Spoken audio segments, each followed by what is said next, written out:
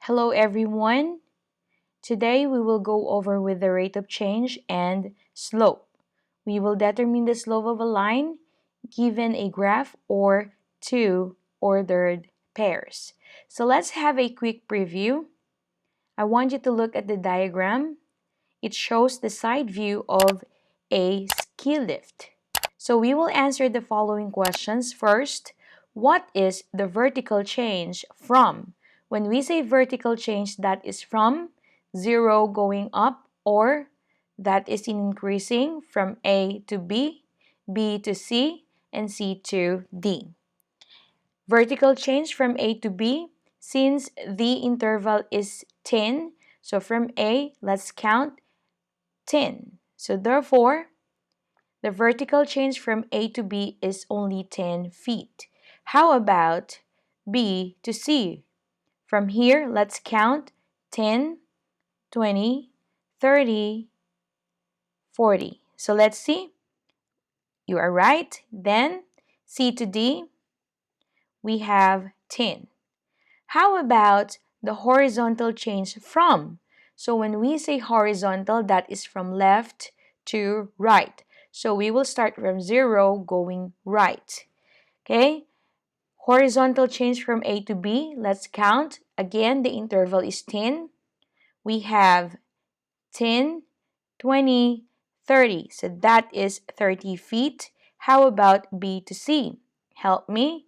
From here, 10, 20, 30. So there are 30 feet as well. And lastly, C to D, 10, 20, and 30. And the horizontal change from A to B, B to C, C to D are all 30 feet. Find the ratio of the vertical change to the horizontal change for each section of the ski lift. A over B is 1/3, B over C is 4/3, and C over D is 1/3. And which section is the steepest? I want you to look at the diagram. That is right. It is from B to C. So let us now define the rate of change and the slope. So when we say rate of change, that is the relationship between two changing quantities. The rate of change equals change in the dependent variable or y-axis, change in the independent variable or x-axis. How about the slope? That is the ratio of the vertical change rise to the horizontal change run, or that is simply rise over run. Now, I would like to remind everyone, okay, when we're talking about rise, it's not always going up. When we say rise, it depends upon the sign of y. If y is positive, then we go up. And when the sign of y is negative, we go down. So the direction of the rise is either going up or going down. How about the run? The run, again, depends on the sign. If the run is positive, we go right. And if the value is negative, we go left. So please don't forget, when we're talking about the rise, its direction is either go up or down. And then for the run, it's either go right or left. Next, the formula in finding the rate of change, just like what we have said a while ago, is change in the dependent variable over change in the independent variable. I want you to look at the diagram. Cost of renting a computer. We have number of days and rental charge. Which of the two is X and which is Y? Which is the dependent variable and which is the independent variable? So, what is the rate of change for the data to the left? Change of the dependent is 15. How would you know that it's 15? I want you to look at this one. First day 60, second day is 75, third day is 90, fourth day is 105, and fifth day is 120. Now, what is the rate of change? That is what? We know the dependent variable is 15 and the independent variable is 1 day. So therefore, $15 per day is what? Okay, it's 15, meaning to say it costs $15 more to rent a computer. Please remember each day. Now, I want you to look at this real example. How steep is the steepest roller coaster? This is awesome, and of course, I don't want to ride. Then it says here, these are completely vertical and it's really scary. As you can see, math is all around. So when we're talking about slope, rate of change, okay, this is the best example. Okay, so for this roller coaster, you see this, we go up, we go down. In here, we go up, down, up, down. And here, if we start from there, go up, and then here, and then down. Okay? So let us relate this to our lesson for today, which is the slope. Imagine a roller coaster moving from left to right, just like what I've said. From left, down, up, down, and so on. Okay? So what have you noticed? There are 4 different kinds of slope the coaster could encounter. What do you call that? That is uphill.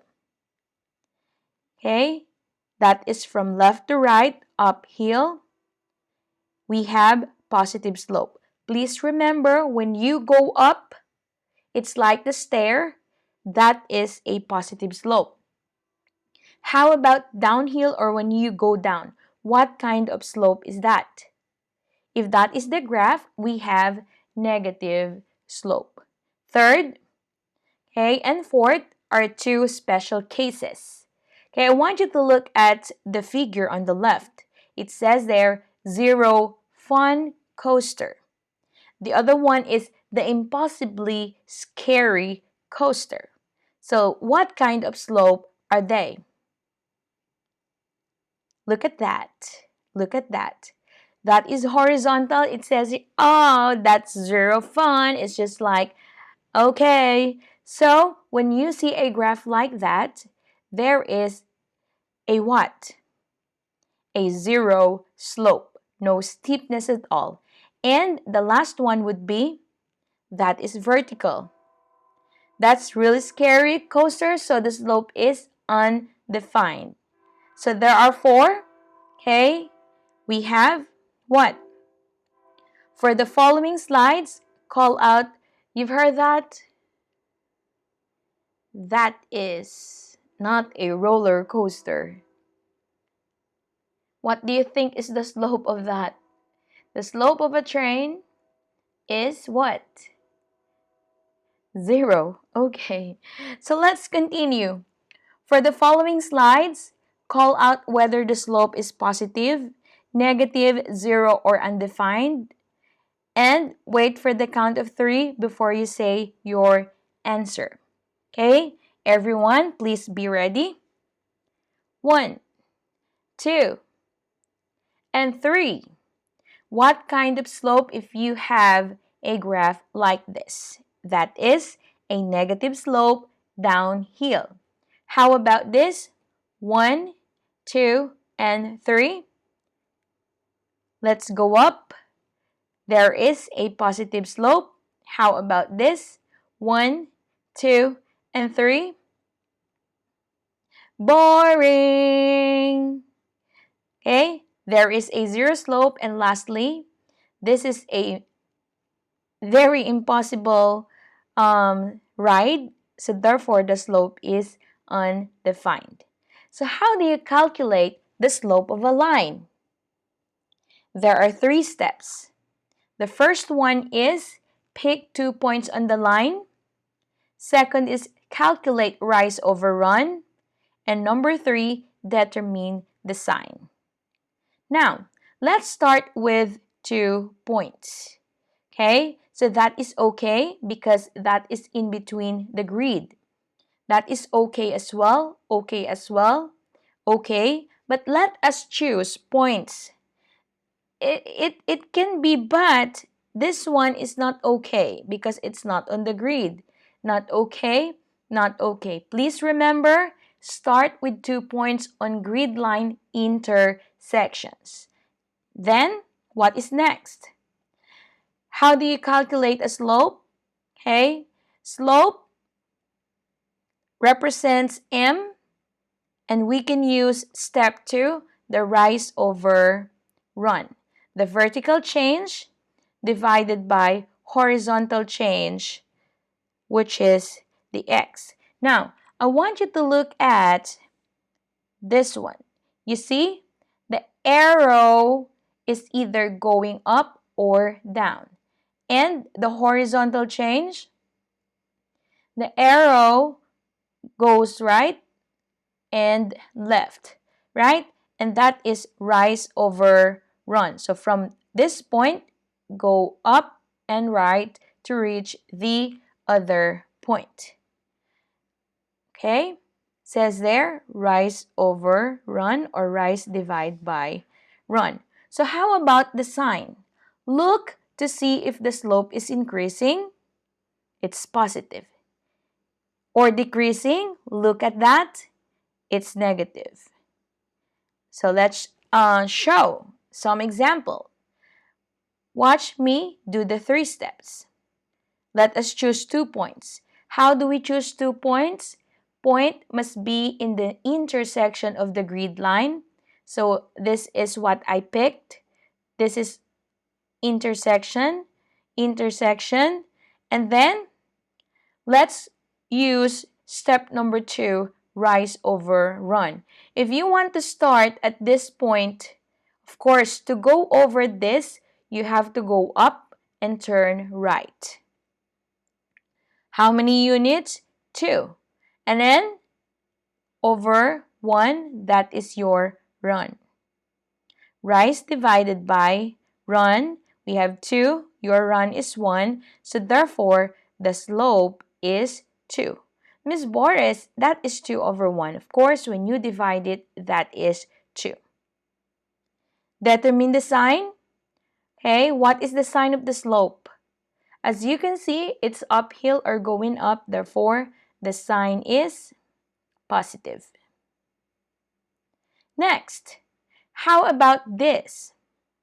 Let's use the 3 steps. First thing is to choose or pick 2 points on the grid line. So the 2 points on the grid line is here and there.